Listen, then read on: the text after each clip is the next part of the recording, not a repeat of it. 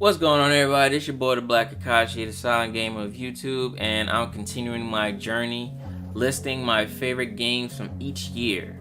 If this is your first time here, hit the like button and subscribe. Now, surprisingly, I don't have any honorable mentions this year, so that's a shocker. Number 10, Forza Horizon 2. Now, I'm a big fan of the Forza series. I've never played the Gran Torino games, or I've played a lot of Need for Speed games. But, besides Need for Speed, Forza Horizon is one of my favorite racing series. So, when they decided to go the street racing route, I was really hyped. There's tons of things you can do in this game. From mini games, street racing, you can even race a jet or a train. And that's fun all the time. With each game, they get better, and I don't see them stopping anytime soon. Number 9, Borderlands the pre-sequel. This game is about the origins of Handsome Jack and teases the events of what happened after Borderlands 2. This game was the weakest of the bunch in my opinion because of the characters in the game.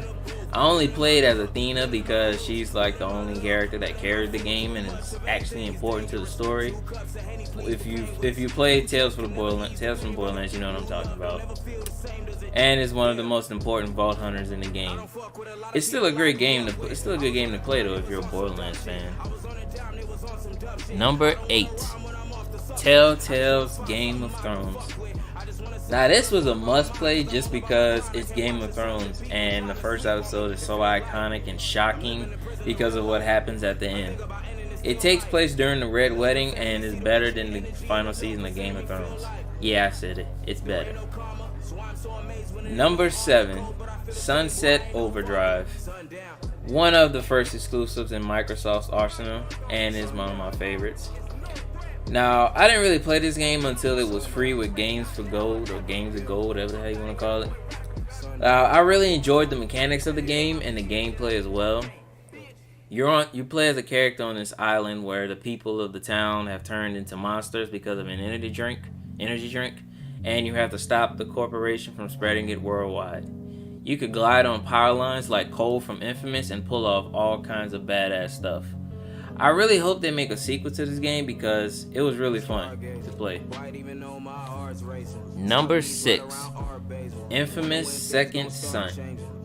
This is one of the first Infamous games I've ever played and I loved every single moment of it.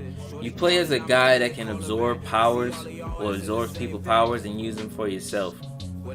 From fire to neon and much more.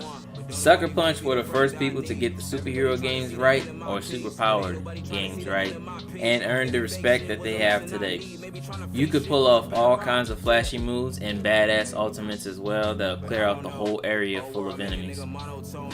Also, the decision to choose how your character would turn out was an important feature to the game. You could choose whether to be a hero or a villain. I hope that they remaster the first 2 games, even though they're probably on PlayStation now. Correct me if I'm wrong about that. I'll probably check myself after this video ends. And, I hope we get another Infamous game as well. Number 5, Wolfenstein. The game that lets you kill Nazis for fun. That's literally the main sell of the game. This is a great FPS shooter that's set in the alternate timeline where Germany won the war. And it was all because the main character went into a coma. From the gunplay to the story, this is a great game and is worth the play. Number 4, Shadow of Mordor. WB's Assassin's Creed game that isn't really an Assassin's Creed game. Set in the Lord of the Rings universe, you play as a ranger that dies and gains supernatural powers. Well, on the brink of death. Well, what drew me to this game was the main character. He was fighting, and I saw some gameplay of it, and he was fighting an orc or an ogre, whatever the hell you want to call it. And he was using his not angel powers, but the supernatural dude's powers. And he was smiting him. Now I'm a huge fan of Supernatural, and the angels smite people the same way. So basically, because of Supernatural, I gave this game a shot. This game was so amazing and reinvented itself. From the gameplay mechanics, the story, and the popular Nemesis system in the game. Now, the Nemesis system was a system where if you killed somebody who was like a level 5 or something, they'll come back later on in the game and pull up on you as a level 20 or higher. And if you get killed by them, it's the same thing. They'll have special interactions in the Nemesis system, which makes it even more better. Now, I own the sequel, but still haven't even touched it yet. Number 3, Tales from the Borderlands. Now, this is a great addition to the Borderlands and Telltale franchise. It's a perfect tie-in into the story of Borderlands, and very helpful for Borderlands 3 when you run into certain characters you're not familiar with. Now, I really love this game, and it's in my top 5 list of Telltale games that they've made. Number 2, South Park: Stick of Truth.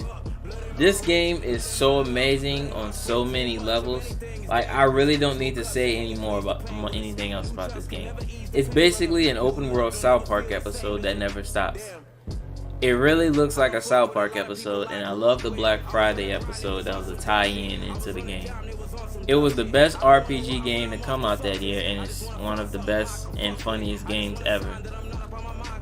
I really hope the third game they do the ninja route, because the anime ninja route that they did with bad times with bad weapons, or good times with weapons, whatever it was called.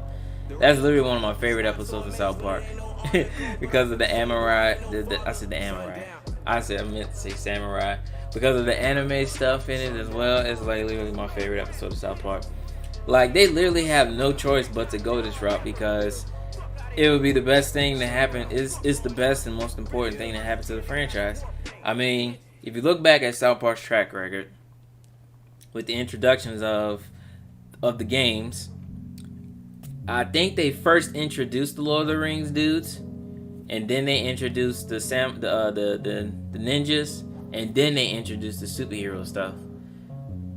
I think that's how it is, but hey man, save the best for last. But it literally would be the best thing for the franchise, and anime fans love it too, so it's a win-win for both sides. And my number 1 game of 2014 was Bayonetta 2. This game is so damn good, bro. Like, it's crazy that the Wii wanted to keep this game for themselves. I mean, they just announced Bayonetta and Vanquish, not 2, 1. They're getting remastered and going to be available on PlayStation and Xbox. They're no longer going to be, Bayonetta's not going to be an exclusive anymore. Now, I didn't get a chance to play this game until I got my Nintendo Switch last year. Bayonetta 3 was the reason it was the reason why I bought a Switch in the first place. After I saw that trailer, I waited till like Christmas and I bought me the Switch. I'm not kidding. Bayonetta 2 was the first Switch game I owned. The boss fights in this game are so top tier and amazing. It's literally the best boss fights in a hack and slash game. No cap. You play, maybe Sword Rack, but that's not a hack and slash. Whatever. Anyway, you play as a witch that battles angels and demons. She uses her hair as a weapon, and she can summon demons. I replayed this game multiple times and still get a blast out of it. Easily one of my favorite exclusives to come out at the time. Hopefully we'll finally get some gameplay for Bayonetta 3 before the year ends. Thank you for watching the video. Remember to leave a like, and I'll see you in 2015. Sundown.